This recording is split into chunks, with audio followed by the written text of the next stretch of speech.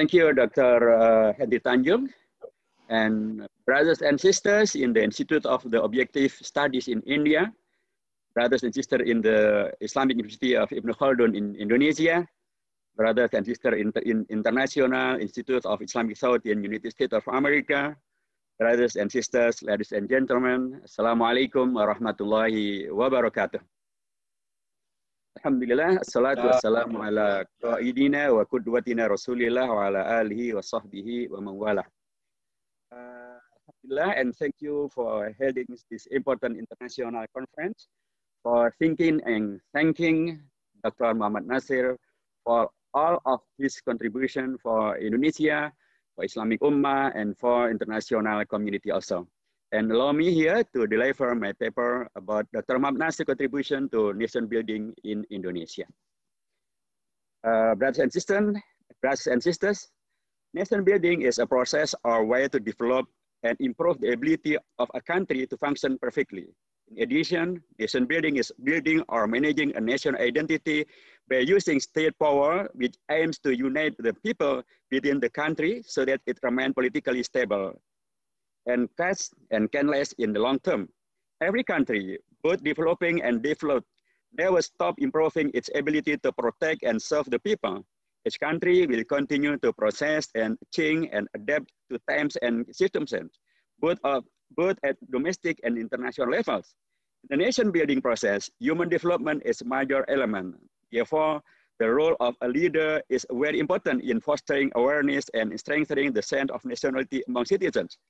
Dr. Muhammad Nasir is an example of one of the founding figures of the Indonesian nation who built national awareness through the effort of education, politics, and preaching Islam preaching Da'wah Islamiyah. Brothers and sisters, Indonesians challenged the beginning of independence.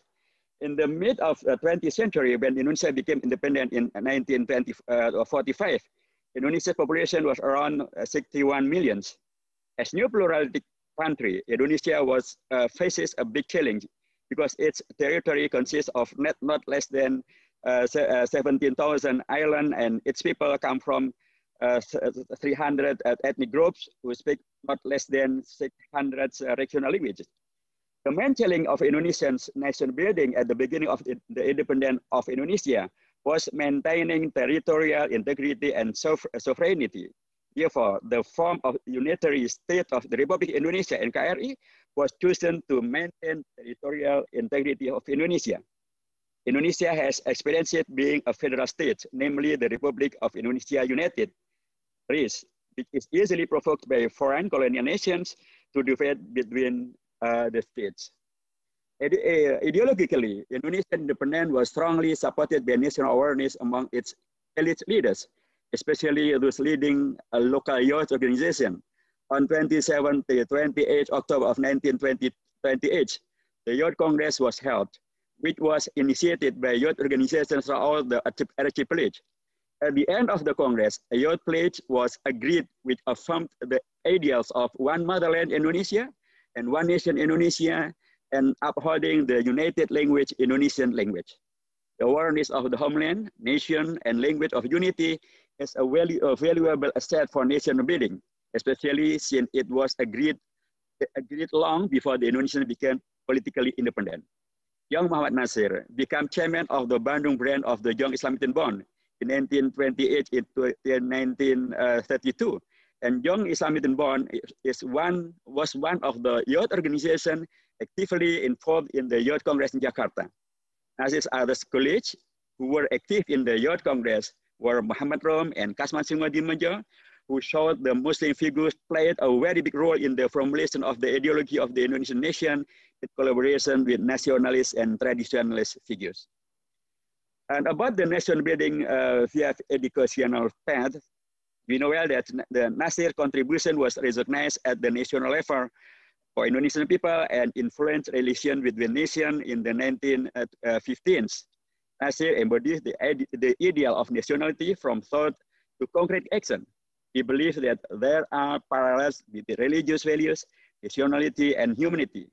Therefore, he applies Islamic idealism as a political rhetoric and character and persona, social and statehood life as well. And about his role in national building via educational path, I think many papers was delivered before. Then I would like to jump to another topic. It's about national building via political path. In 1938, Nasir joined the Indonesian Islamic Party and was appointed head of the Bandung branch from 1940 to 1942. During the Japanese occupation, he joined with Islamic leaders who took the initiative to establish the Hajj Indonesian Council. Then Cheng became the Indonesian Muslim Consultative Council, or Masyumi. Nasir was appointed as one of the leaders of Masyumi from 1945 until when Masyumi and the Indonesian Socialist Party were dissolved by President Sukarno in 1960. His 22 years of service as a politician and strengthened Nasir's character as a Democrat, and at the same time influenced the national political constellation with democratic values in line with the principle of Islam and Pancasila, the five pillars of Indonesian ideology, as the basis of the Republic of Indonesia. The fourth precept of Pancasila, the five principles, states specially about democracy, which is formulated as democracy is led by the wisdom and deliberation representation. The practice of democracy in Indonesia is described under the control of wisdom insight. This is like the concept of police, city-state in Plato's and Aristotle's thought, where a city or region is led by intellectuals. It is not a democracy that tends to anarchy because each person or group want to win alone and all kinds of Machiavellistic ways.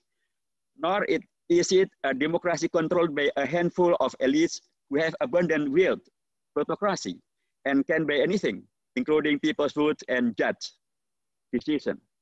Democracy, which is led by intellectuals, put forward the method of deliberation in representative of institution, not aimless debate.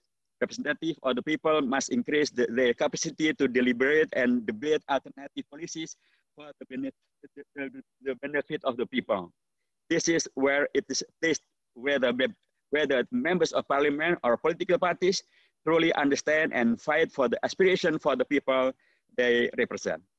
After the proclamation of independence, Vice President Muhammad Hatta issued an edict date number 3 of November 1945, which encouraged the formation of political parties as part of stabilizing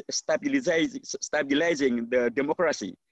The edict was issued as in response to a proposal by KNAP working body to the government. Islamic figures from various organizations at the time came together to form an Islamic political party, including Agus Salim, Zulkifli, Wiro Sanjoyo, Wahid Hasyim, and others.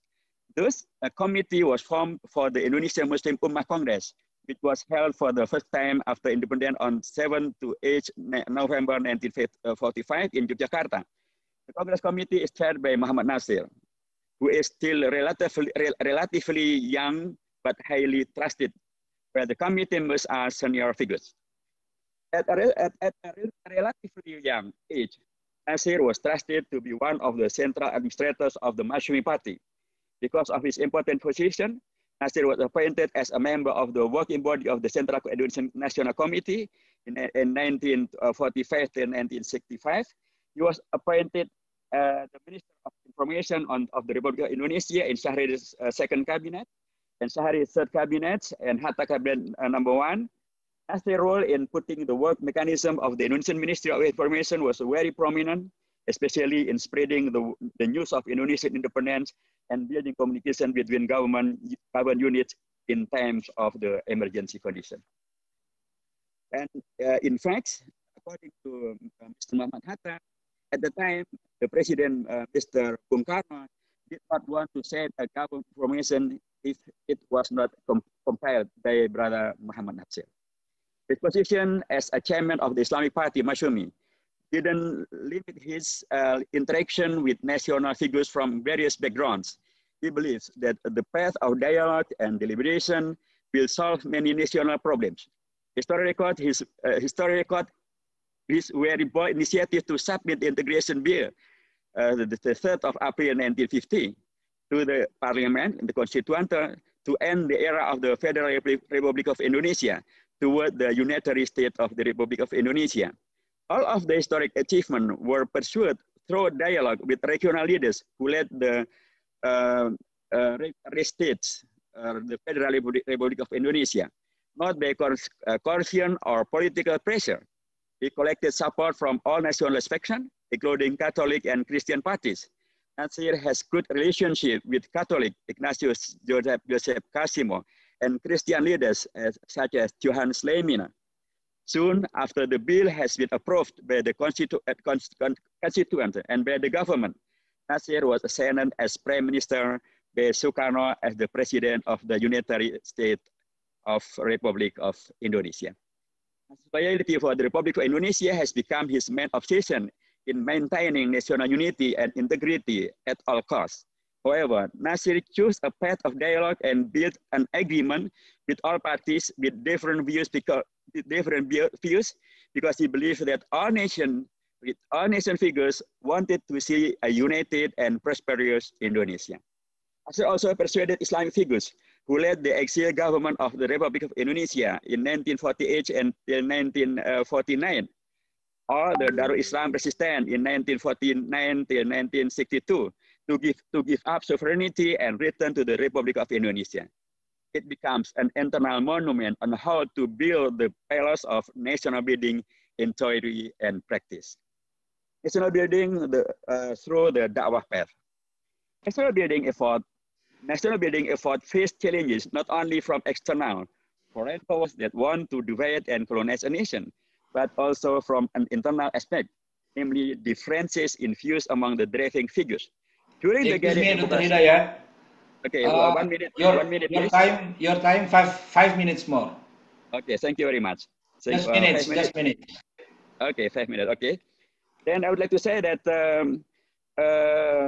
Dr. Muhammad Nasir was involved in the opposition against Sukarno's increasingly authoritarian government and eventually joined the revolutionary government of the Republic of Indonesia after leaving Java. And by PRRI, which demand greater regional autonomy, was misinterpreted by Sukarno as a rebellion. As a result, Nasir was arrested and imprisoned in Malang from 1962 to 1964, and was released during the New Order era on July 1966. After being released from the prison, Nasir was again involved in Islamic organization. After long service as a politician and public official, he founded and led the Islamic preaching organization. It is Dewan Dawah Islam Indonesia. Nasir died in the 26th of February 1967. Nasir Dawah activities were not only in Indonesia, but received the trust of foreign countries such as Majlis Asisi Suratul Alam Islami and Majlis Al-A'la Al-Alami Al-Masajid in Makkah, and the Oxford Center for Islamic Studies in UK, and the World Muslim Congress in Karachi, Pakistan. Nasir's legacy includes modern Islamic thoughts and democratic political Islam, and in pluralistic nation, the biggest Muslim country in the world.